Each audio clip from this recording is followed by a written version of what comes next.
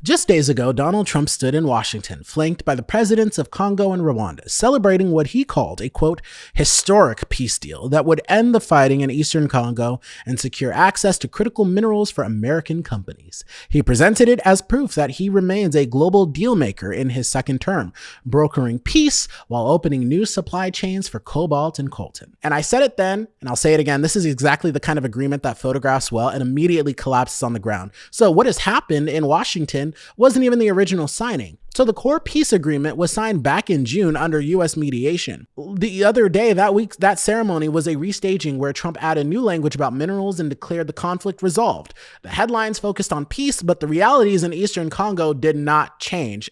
We all knew they wouldn't, because just days after that ceremony, fresh violence broke out. A bomb exploded in the town of Sangay in South Kivu after clashes between the Congolese army and pro-government militia forces.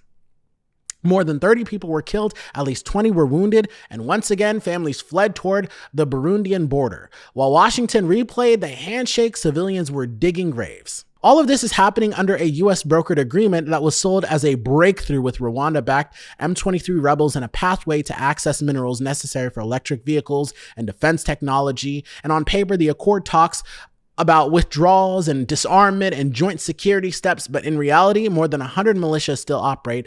Over 7 million people remain displaced, and M23 continues to hold key mineral areas. Trump didn't do anything. Congo's president is already accusing Rwanda of violating the peace agreement and backing cross-border attacks. Burundi's government, meanwhile, has accused Rwanda of drone strikes that killed civilians and its own soldiers. Kigali denies this, but anyone who has followed this conflict knows the pattern. Diplomatic promises up top, more casualties below. Trump wants credit for ending the war and unlocking minerals for the United States. But what we are seeing just days later looks exactly like what many and I warned about, a conflict that never actually paused, displaced families still running, and a rebel movement still sitting on top of the resources everyone is negotiating over. So when Trump claims that he ended this war, remember what happened almost immediately afterward. The Washington ceremony was about optics, but on the ground in eastern Congo, the reality remains the same. People are still dying, and the conflict is far from over. If you enjoyed this video, don't stop here, because we've got a whole playlist packed with context and updates just like this one. So click into the playlist, let it run while you work, cook, clean, or commute, and really get caught up. And make sure that you're following the Jazari Kual show so that you don't miss the next breakdown. Hit follow, tap subscribe, and stay plugged in.